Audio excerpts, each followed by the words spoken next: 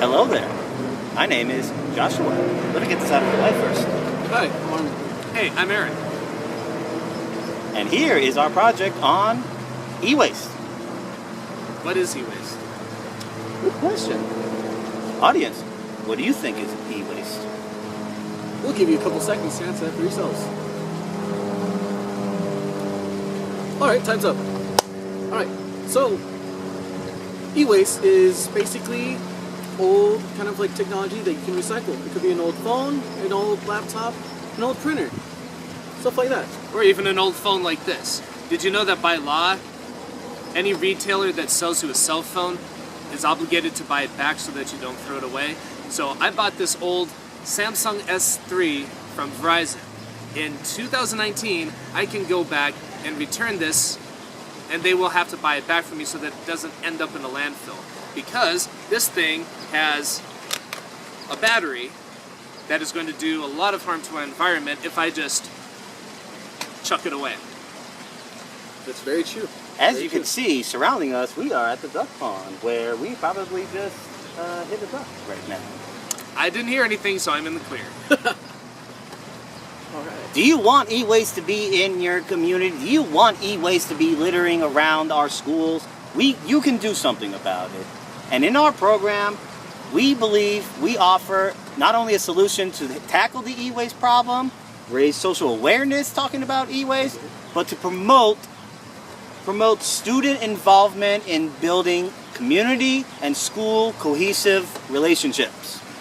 So, how we're going to address our needs of our diverse students, meaning our ELs, our SELs, racially, culturally diverse students with disabilities, students who are gifted. Or people who have a hard time paying attention at school.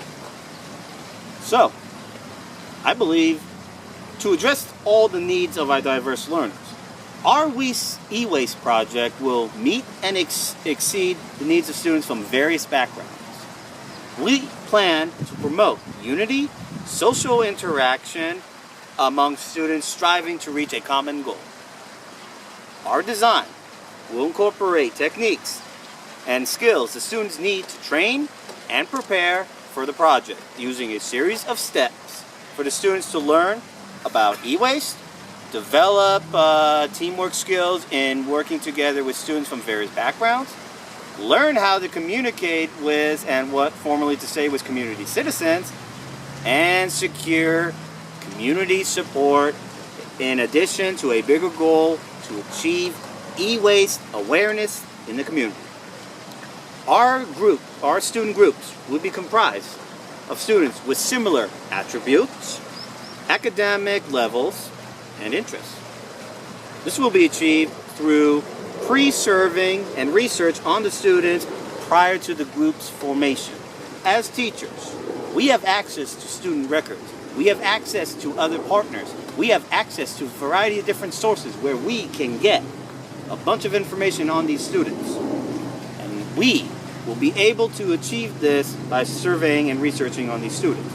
So the groups will be required to have at least one student to be fluent in another language prevalent in that community. That language being prevalent there and that key attribute there, it will help the students to broaden and enhance the effectiveness of communicating with the community. Students will be encouraged to choose their own strategies to reach out to community members. In a choice board concept, it will establish a process for students to follow and be able to modify, incorporate their own opinions and thoughts into the project. This will allow teachers to encourage creative freedom,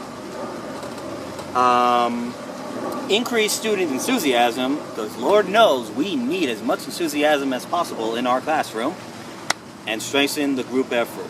So, hold on, in what way can we get students involved in that creative aspect for this project? Well, students... Because the tests that I come up with are really boring. It's all vocabulary, true, false, multiple choice. It's an okay way to assess student learning, but there's got to be a better way, especially for something as interactive as e-waste, especially in our community. I would say Aaron, that we would use not only a traditional assessment, but we would use a informal assessment. Okay. So what do we have for the group? For the traditional assessment, as seen on screen, we will be using this as a great way to attest and assess the students at that prior level. And that would happen after the students have gone through procedures taught in the project to give students the best opportunity to learn about e-waste, examining issues and concerns with the e-waste, evaluate the effectiveness of their own strategy in reaching out and gaining support from the community members, and raise awareness about recycling e-waste as a benefit to community. For the non-informal assessment, we would do this. We would help them create an infographic brochure as on screen. This infographic brochure not only is A bee! Nature loves us. It loves our work. Anyway, back to the regular scheduled program. we are currently outdoors, like I said before, and we are susceptible to the elements of nature out here. I almost hit a duck with my phone. Sorry, nature. Infographic brochure. The students will create an infographic brochure, not only taking information and content that they have learned within the program, but be able to include information and context that they have learned outside in the field, talking to community members, reaching out to community leaders, and being able to incorporate it into their infographic brochure. So basically the brochure, it's just taking in everything they've learned in the hands-on part of the project and putting it into, obviously, a brochure, which they can later use to continue on their program to spread out more awareness, whether it's in the community. In your community. Now let me ask you this question. Why should you care about e-waste? That's actually a really good question. Do you know where a lot of American e-waste goes to? Did you know that other countries buy our waste? Who are those countries? China? Canada. But actually recently China stopped accepting our recycling. One, when we talk about e-waste, not everything that we throw out is useful to be recycled. You have to make sure that you're sending out old products that still have some value and use so that they can be deconstructed, parts taken out and reused in other newer products, refurbished products. Yeah. E-waste, the issue on e-waste is not going anywhere.